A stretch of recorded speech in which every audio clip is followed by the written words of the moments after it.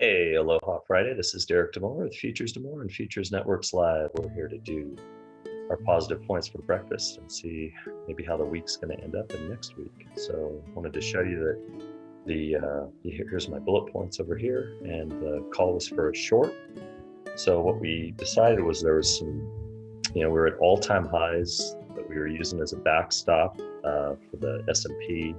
The other markets seemed to be, given a little pullback before, so the position wasn't that great. So we decided to take some profits on the S&P at the 89, and then the 200 period moving average on the other two, and then pull our stops down, and you'll see what ended up happening. Like the Aloha music in the background. So literally on the 89 period, we took one contract off, just a bit below this one, and then this one, Russell, and then pulled them up. So kind of got stopped out on this one. I waited because we were using the backstop. I just wanted to see when this retested and didn't break. I just took the other contract, and the NASDAQ gave me. I took 18 or 19 at here, and then I pulled the other one down to get 29 or 30. So it ended up averaging 24. Could have gotten a lot more, but I just took the 24 that were given. So you'll see the totals at the end, and we also will have our weekly totals, which is pretty cool. So in our limit orders, you can kind of see the entries that I put, down close to the EMAs, wanting to get in. I did have DCAs below, but I never got into those. I just took the points that were given. In the Russell and in the NAS, I kind of waited, and I could have gotten more. It came up to the Bollinger. Same with the S&P. Just took what was given, made some points, and got out. We would have had a great, if I would have stayed in, gone longer, would have done fine. But then that gets into like 10:30 time frame. So we did fine. You'll see the totals at the end. Now let's look at the end of day. As you can see, we hit the S&P, we hit the NAS, we missed the Russell by 3 points to get into the box. Again, a new all-time high. We were lower at like 65 at opening bell, and then now we're at 70, 42.70. We're getting up right to there as we were recording. Could go to 42.80 to 4,300, bounce off the bottom of this channel. 42.29, actually that's incorrect. So 42.46 is bottom support. We want to stay above the R2, which is the 42.55 line. So I picked end of day. It might close a little bit below that, but above the 42.46 line, or jump up and maybe get to 42, get to the 42.86, pull back a little bit.